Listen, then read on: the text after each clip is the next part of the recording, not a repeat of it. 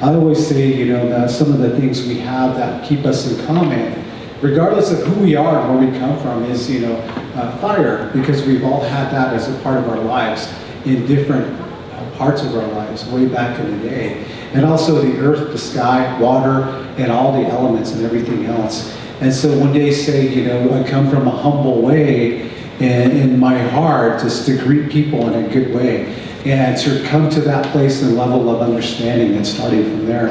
And it's been a humbling process to get the program going here, and also the Native American Success Center and everything going on this campus. And but I've had to reach out to people from different facets of life and find a good way that we can relate to each other and keep moving things forward. So I'm really thankful for that. And I know that our leaders here every day are working on our behalf to make things happen. And it's not an easy job when you're an administrator. I've been there, I know that. So there's a lot of politics, a lot of things you have to take home at night, a lot of sleepless nights. So I just want to say thank you to you guys. And also to our students that are coming in these doors every day and looking for something good, something to beyond what they had. And so having that place for them. And so, you know, I just want to thank them as well. And again, thank you all for coming here today and being a part of this event and helping it to nurture it and to grow it, have it pop out of the ground and continue growing. And in the next few years, I hope to see this grow even more than it is today. So, yeah, thank you. We could say that these core assumptions are spiritual, and that makes sense. But what isn't spiritual for our people? So this means that teaching about Indigenous knowledge, Indigenous practices, Indigenous values and ways of life, Indigenous systems of government, in an academic system that is based on fundamentally different starting points is a challenge. It's a big challenge.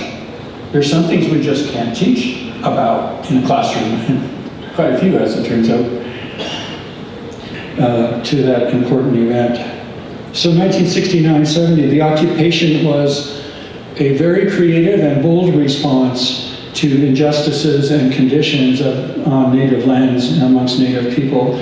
The first Native Studies program was actually initiated at Cal State Hayward soon after that, based on the original plan, which was to build a Native university on the island, a university, a cultural center, and an environmental research center.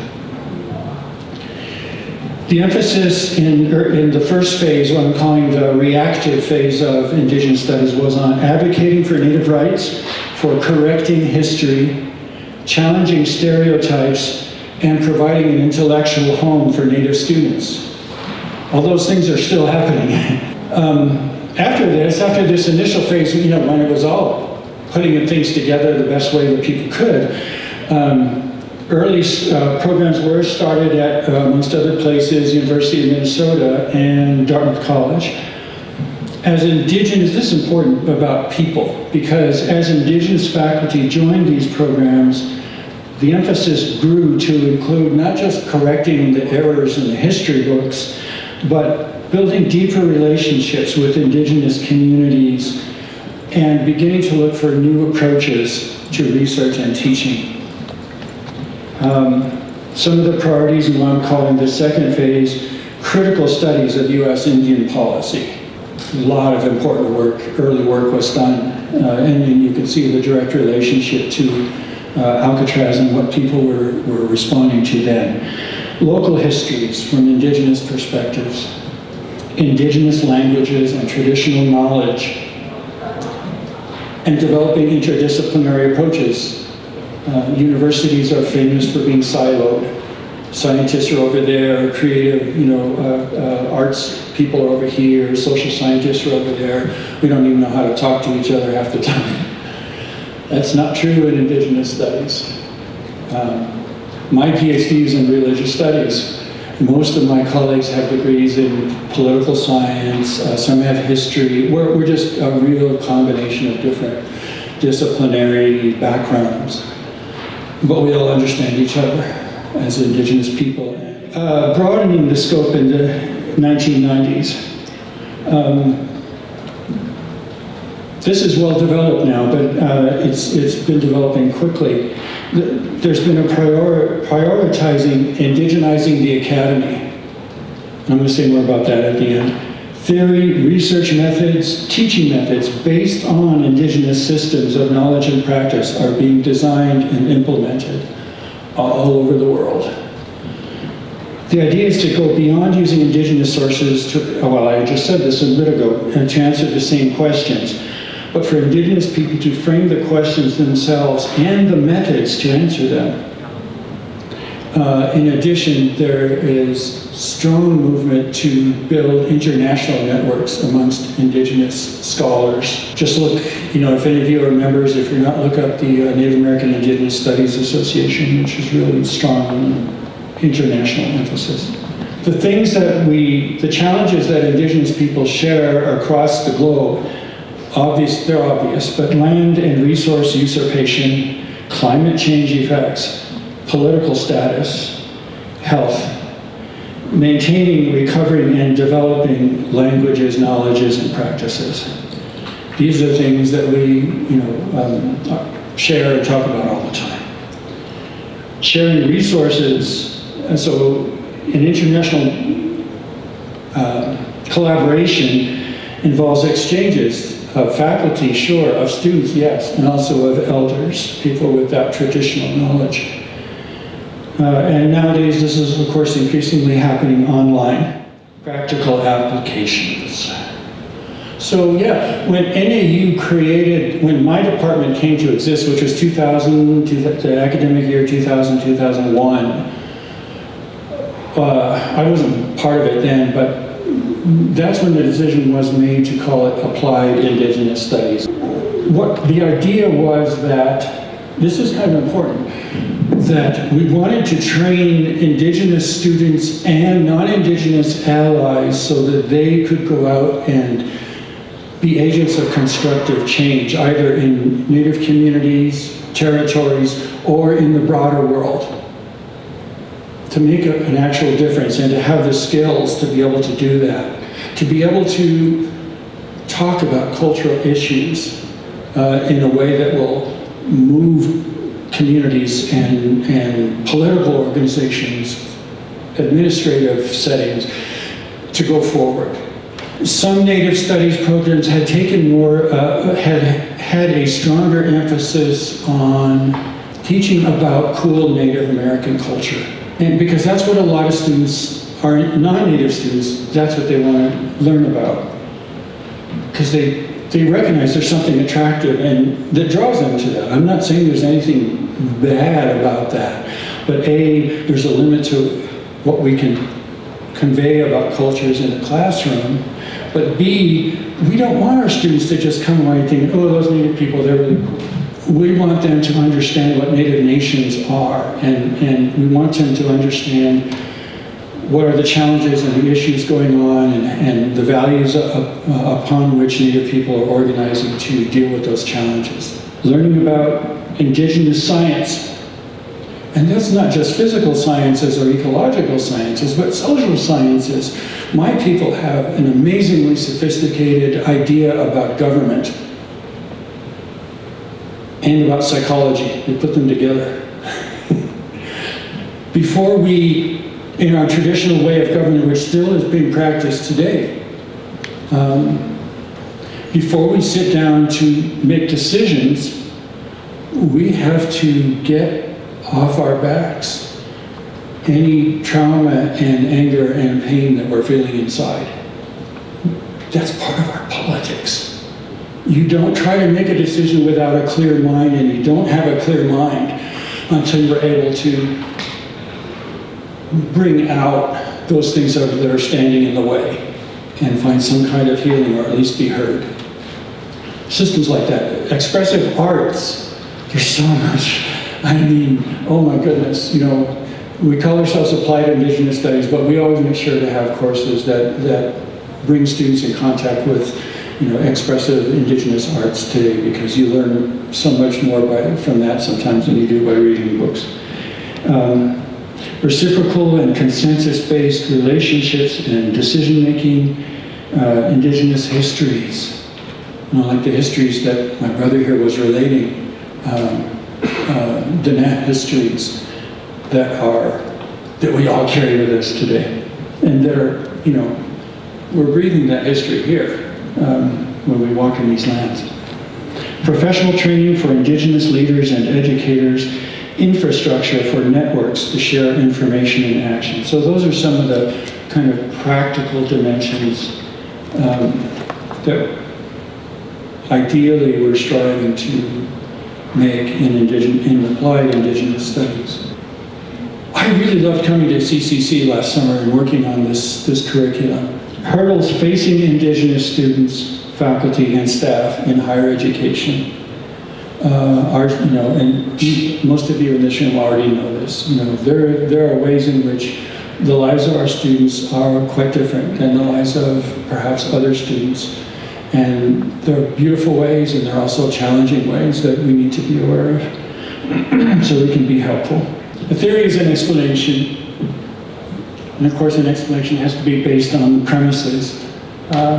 Indigenous scholars engaging with international postmodern and anti-colonial theory. Some of my colleagues do more of this and some not so much. There's some brilliant young Indigenous academics whose work is largely theoretical in nature. I'm not one of them, but they're out there. How can Indigenous scholars contribute to Western intellectual strands? That is, what do our people, our traditions, our territories, our youth, our elders, our languages have to contribute to intellectual discussions in the world at large? When I hear people talking about indigenizing the academy, I'm starting to think in my mind about what does that really mean? To me, that really means humanizing the academy. Turning Indigenous lenses onto the global industrial world. That's what I'm trying to say. That is, Indigenous studies should not just be an internal conversation amongst Native people. Our people, our traditions have crucial contributions to make to the world at large.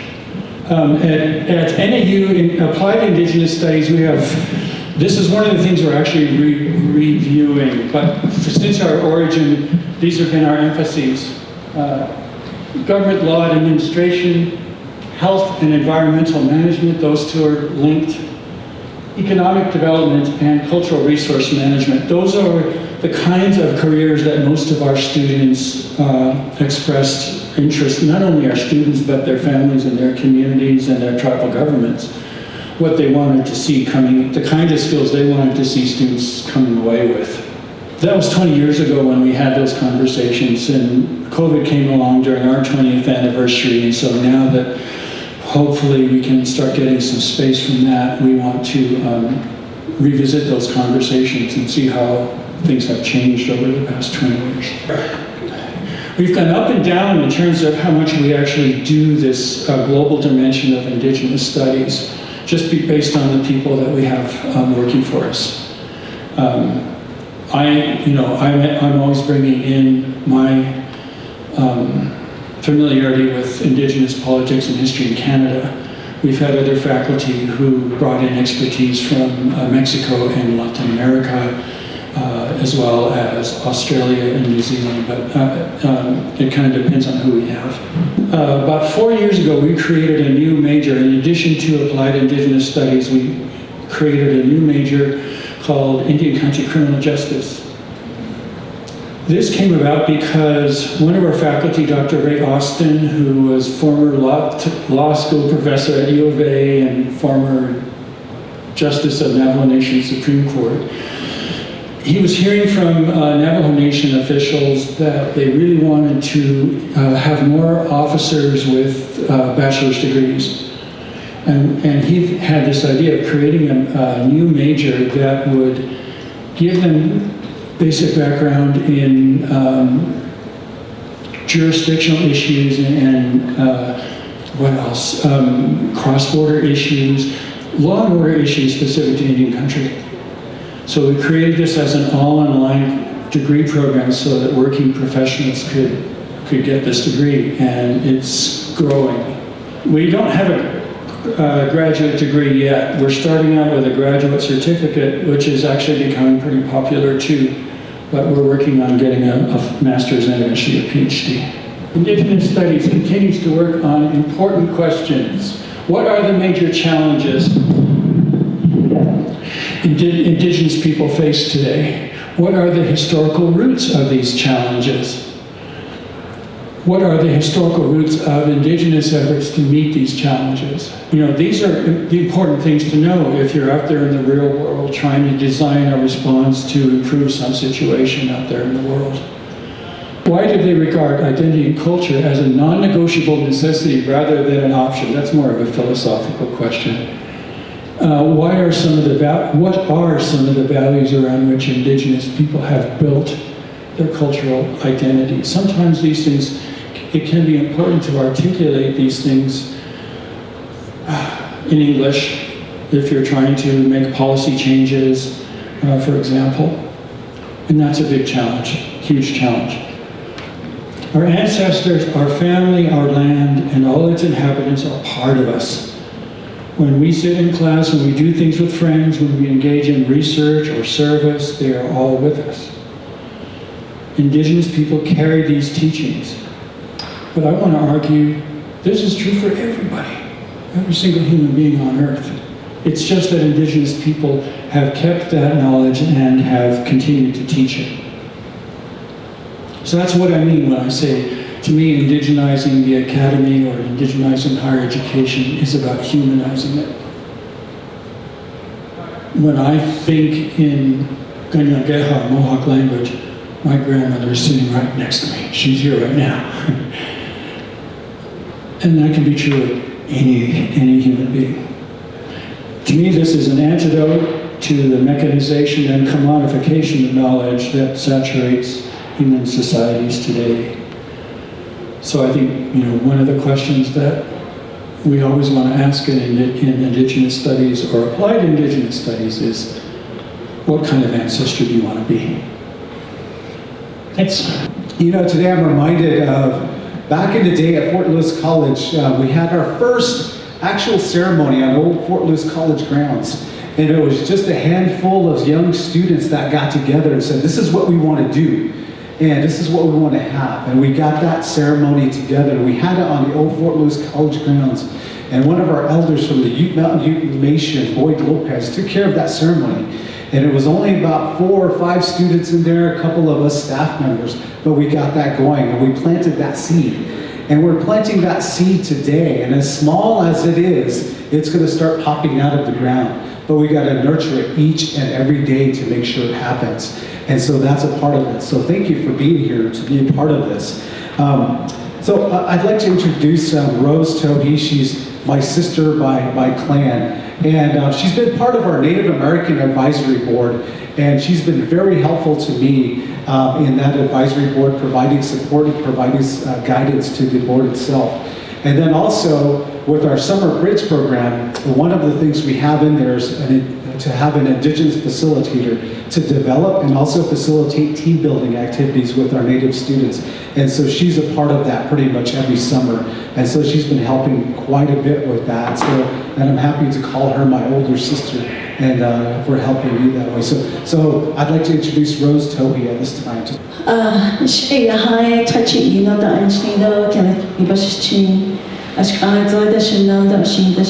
Those are my 4 clans.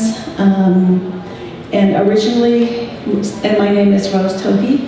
Currently I work for the city of Flagstaff, and as the coordinator for Indigenous initiatives. Originally I am from Cove, Arizona. I don't know if you know where that is, but it's just a little bit, just inside the Arizona border from Shiprock, New Mexico. This is a really special event that we're having right now, the launching of the Applied Indigenous Studies courses. So this is just, my talk is just going to be a little bit about the history of how our relatives, Indigenous relatives, have really helped in this endeavor with CCC, and how that was possible, because it was one of the things that was so very needed within the Flagstaff area. So CCC began in 1991, but several years before that, there was a young man who believed in tradition and culture of indigenous nations, but he also believed in education, because so many of our young people had been going to other community colleges, and there wasn't any here, and a lot of them weren't really ready for the university. So he joined a steering and advisory committee that was formed to talk about a local community college. At that time, it was to be a college without walls, because we had some empty buildings that were sitting in Flagstaff that could be utilized. So that sort of started out there on 4th Street. So that's how I remember that. Also want to thank, I know that he's not here, but I also want to extend appreciation to Dr. Nat White. He's currently serving as one of the board of directors for CCC. He did a lot of work, and him and my husband, Steve Darden, he's the young man I was talking about, they were really instrumental in getting to the community of how this was going to work. So once that started, not too long after CCC was formed, the college, the enrollment grew so fast, and no one really expected it. So that's when the planning started moving to where the Coconino, it was put before the Coconino County voters, and lo and behold, our indigenous voters came out in record number to get that passed. And so that was how that first funding started with CCC, as far as getting, I think it was building this campus, and then adding other courses and things like that. So it was one of those really big things back then. Today we come together to recognize these milestones. And today we have the Native American Success Center. We have the funding to build that has built that. And then just to read some of the things about the students saying that it's a home away from home really touches the heart of how CCC started way back when. And now our students are here taking part in education. And then not only that, but they're building relationships with others, with other people that are attending the campuses. And they're also making relationships with NAU, and they're also making relationships with, the adults that are here, only because it's now, pretty much in person, even though, some of them is also online. And I'm proud to be part of their Native American Advisory Board because I made my own tracks through CCC. As a young mom, I was going through, because I kept, I don't know if you could say failing, but I didn't do so well in math. And I needed that college algebra to graduate with a 4-year degree. So I had to come back to CCC and take some of those courses. And it was really home. It was really different than the university classes. I was able to pass my college algebra class, I think, for the 4th time. And I was really happy, and I was able to get my degree. But then when I found out that I still had to take statistics for my master's degree, I was like in another fright. But I was able to pass that as well. So I was really, I really enjoyed my time through CCC. But also, my sons came through here, as well as all our other relatives have come through here. And I'm so proud of CCC for that. So We also come together for the blessing of prayers answered. Our community members and youth have requested that our correct history be taught in the schools. And I'm glad that that's happening here. Now that we've launched that, what this is being important for our Flagstaff community, but also beyond to our Indigenous nations. One of the things that I say to the Braid students is that, you know, someone prayed you here. Someone way back, 7 generations ago, they prayed for your existence on this earth here. And you are no accident, or you are not a coincidence that you're sitting in your space. Because you're here to make an impact, either to teach students, to support them, or as students, to excel to the best person that you can be. So those are the prayers that have been said for you. And those are the things that you always remember.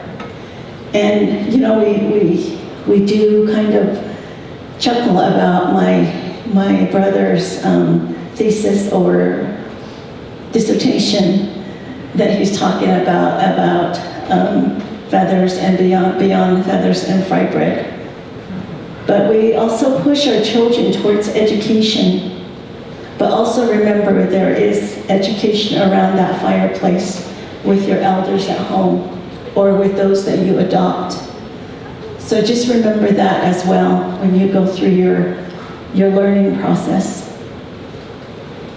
Thank you again for your precious time and also for these gifts. Thank you for working so hard all night to get this done for me. I appreciate all of you. And I really do appreciate the support that you give our students and the support that you give each other. To me, it's about kinship and also always reaching out in kinship, no matter the color of our skin, because we're all related. And we're all related with the elements outside too, the elements of water, our earth, the air we breathe, and the fire. Those are the things that sustain us. And then also our relatives of our standing Green Nation, as well as our animal relatives and those that creep on the ground and those that fly. So just remember that as you attend school, as you teach, as you go about your work with your everyday jobs. So yeah, to Chris and Brian for putting this together and for making it very successful, and including the others that have really helped you as well. Yeah,